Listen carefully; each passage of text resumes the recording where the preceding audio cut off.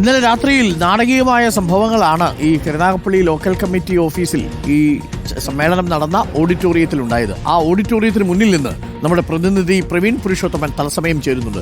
Praveen, good morning. H A സലാമുമായി സംസാരിച്ചപ്പോൾ അദ്ദേഹം പറയുന്നത് 85 പേരിൽ 10 പേർ മാത്രമാണ് തന്നെ എതിർത്തത് എന്നാണ്. പക്ഷേ ഇന്നലെ പ്രതിഷേധിച്ച ആളുകൾ നമ്മളോട് പറയുന്നത് ഭൂരിഭാഗം ആളുകളും ഈ എച്ച് എ സലാമിൻ്റെ നിയമനത്തെ എതിർത്തിരിക്കുന്നു എന്നുള്ളതാണ്. എച്ച് എ സലാമിനെതിരെ ഗുരുതരമായ ആരോപണങ്ങളാണ് ഇന്നലെ പ്രതിഷേധിച്ചവർ ഇറക്കിയത്. അതിൽ ലൈംഗികാരോപണ വിഷയമടക്കം ഈ എച്ച് എ സലാമിനെതിരെ ഉന്നയിച്ചിട്ടുണ്ട്. എന്നാൽ എച്ച് എ സലാം അത് പൂർണ്ണമായിട്ടും തള്ളുകയാണ്. എച്ച് എ സലാമിനോടൊപ്പമാണോ ലോക്കൽ കമ്മിറ്റിയുടെ മുഴുവൻ അംഗങ്ങളും നിൽക്കുന്നത്, ഭൂരിപക്ഷം അംഗങ്ങളും? പ്രവീൺ, എന്ത് തോന്നുന്നു പ്രവീൺ?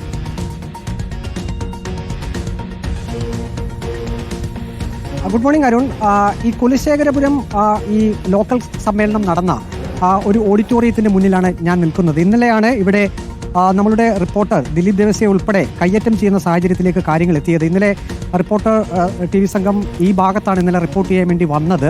ആ കാണുന്ന ഗേറ്റ് അതാണ് പൂട്ടിയിട്ടു എന്ന് പറയുന്നത്. അതിന് മറുവശത്ത് കാണുന്ന NSS കരയോഗ മന്ദിരം നമ്പർ 1082 ആദിനാട് വടക്ക്, ആ ഹാളിനുള്ളിൽ വെച്ചാണ് ഇന്നലെ കുലശേഖരപുരം CPIM ലോക്കൽ കമ്മിറ്റി സമ്മേളനം നടന്നത്. 80-ലധികം പ്രതിനിധികളാണ് ഈ സമ്മേളനത്തിൽ പങ്കെടുത്തത്. പക്ഷേ ഔദ്യോഗിക പക്ഷം പറയുന്ന ഒരു ന്യായീകരണം എന്നുള്ളത് ഇത്തരത്തിൽ ഈ ലോക്കൽ സമ്മേളനം അതിൻ്റെ ഭാരവാഹികളെ തിരഞ്ഞെടുക്കുന്ന സമ്മേളനം നടക്കുമ്പോൾ സ്വാഭാവികമായും ഈ പ്രതിനിധികളെ അല്ലാതെ ആരെയും അകത്തേക്ക് കയറ്റില്ല. അതിൻ്റെ ഭാഗമായി അവർ മുൻവശത്തെ ഗേറ്റ് പൂട്ടിയിടും എന്ന് പറയുന്നുണ്ട്. പക്ഷേ അതിൽ ചില സംശയങ്ങളുണ്ട്. കാരണം ഒരു പൂട്ട് ഇവിടെ ഇങ്ങനെ പൊട്ടിക്കിടക്കുന്നുണ്ട്. അതായത് ഇന്നലെ ഇവിടെ ഇരുവിഭാഗങ്ങൾ തമ്മിൽ തർക്കം നടന്നു. ഒരു കൂട്ടർ ഇത് പൂട്ടിയിട്ടു, ഗേറ്റ് പൂട്ടിയിട്ടു. പക്ഷേ അത് മാറ്റിയിട്ട് ഇപ്പോൾ പുതിയ ഒരു പൂട്ട് ഇട്ടിട്ടുണ്ട്. ആ പൂട്ടാണ് ഇപ്പോൾ നമുക്ക് ദൃശ്യത്തിൽ കാണുന്നത്. ഇപ്പോൾ ഏതായാലും മറ്റൊരു താഴിട്ടാണ് ഇപ്പോൾ പൂട്ടിയിരിക്കുന്നത്. ഏതായാലും ഇവിടെ ഇന്നലെ നാം രാത്രി ദൃശ്യത്തിൽ കണ്ടതുപോലെ റിപ്പോർട്ടർ TV ഇന്നലെ റിപ്പോർട്ട് ചെയ്തതുപോലെ തന്നെ വലിയ സംഘർഷത്തിലേക്ക് കാര്യങ്ങൾ പോയി. അത് സ്വാഭാവികമായും ഈ മേഖലയിലെ CPM-ലെ വിഭാഗീയത തന്നെയാണ് ഉയർത്തിക്കാട്ടുന്നത്. എച്ച് സലാം പറഞ്ഞതുപോലെ അദ്ദേഹത്തെയാണ് CPI ലോക്കൽ കമ്മിറ്റി സെക്രട്ടറിയെ തെരഞ്ഞെടുത്തത്. പക്ഷേ അദ്ദേഹം പറയുന്നത് അദ്ദേഹത്തിന് ഭൂരിപക്ഷ പിന്തുണ ഉണ്ടായിരുന്നു എന്നുള്ളതാണ്. പക്ഷേ മറുഭാഗം പറയുന്നത് തങ്ങളിൽ ഭൂരിപക്ഷം പേരും ഒരു തെരഞ്ഞെടുപ്പ് വേണമെന്ന് ആഗ്രഹിച്ചു. പക്ഷേ അത്തരത്തിലേക്ക് പാർട്ടി നേതൃത്വം പോയില്ല. ഇന്നലെ 2 സംസ്ഥാന കമ്മിറ്റി അംഗങ്ങൾ പങ്കെടുത്ത, മുതിർന്ന നേതാക്കൾ പങ്കെടുത്ത ആ ഒരു പ്രതിനിധി സമ്മേളനത്തിൽ വെച്ചാണ് നാടകീയ രംഗങ്ങൾ അരങ്ങേറിയത്. പക്ഷേ ഔദ്യോഗിക പക്ഷം പറയുന്നത് ഇതിനകത്തേക്ക് പ്രവേശിച്ചവർ ഈ കാണുന്ന മതിൽ ചാടി അകത്തേക്ക് പ്രവേശിച്ചുവെന്നാണ്. ഈ ഗേറ്റ് തങ്ങൾ തന്നെയാണ് പൂട്ടിയിട്ടിരുന്നത്. അതുപോലെ ഈ പ്രതിനിധി സമ്മേളനം നടക്കുന്ന ഹാളും സാധാരണ രീതിയിൽ തങ്ങൾ അകത്തു നിന്ന് പൂട്ടാറുണ്ട്.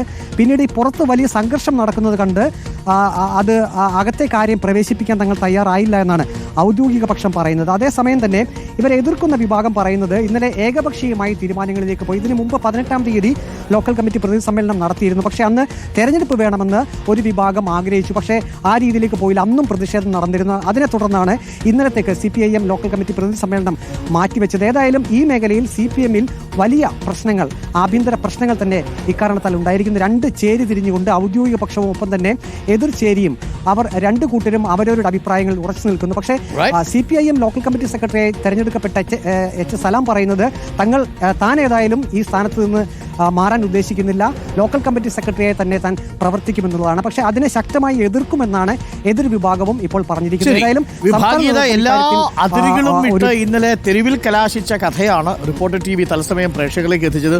അതിനിടയിൽ നമ്മുടെ റിപ്പോർട്ടർ ചാനലിൽ ദിലീപ് ദേവസ്യയും സംഘത്തിനും നേരെ കയ്യേറ്റ ശ്രമമുണ്ടായി. നമ്മളുടെയൊക്കെ മൈക്ക് അതിൽ ചില സഖാക്കൾ പിടിച്ചു വാങ്ങാൻ ശ്രമിച്ചു. അന്നത്തെ മൈക്ക് പിടിച്ചു വാങ്ങിയിട്ട് ആ മൈക്ക് വെച്ചിട്ട് അതിനകത്ത് തെറി വിളിക്കുകയും ചെയ്തു. ഒന്ന് ആലോചിച്ച് നോക്കി, മൈക്ക് പിടിച്ചു വാങ്ങിച്ചു, അത് കയ്യിലിരിക്കുന്നത് മൈക്കാണെന്നറിയാതെ മൈക്ക് കൈ പിടിച്ചുകൊണ്ട് തെറി വിളിക്കുക. പിന്നെ ഞങ്ങൾക്കത് മ്യൂട്ട് ചെയ്ത് കൊടുക്കേണ്ടി വന്നു. രാത്രിയിൽ 10 മണിക്ക് തത്സമയം പ്രിയപ്പെട്ട പ്രേക്ഷകർ കണ്ടതാണ്. എന്തായാലും കരുനാഗപ്പള്ളിയിലെ ഈ വിഭാഗീയത CPM-ന് വലിയ തലവേദനയായിരിക്കുന്നു.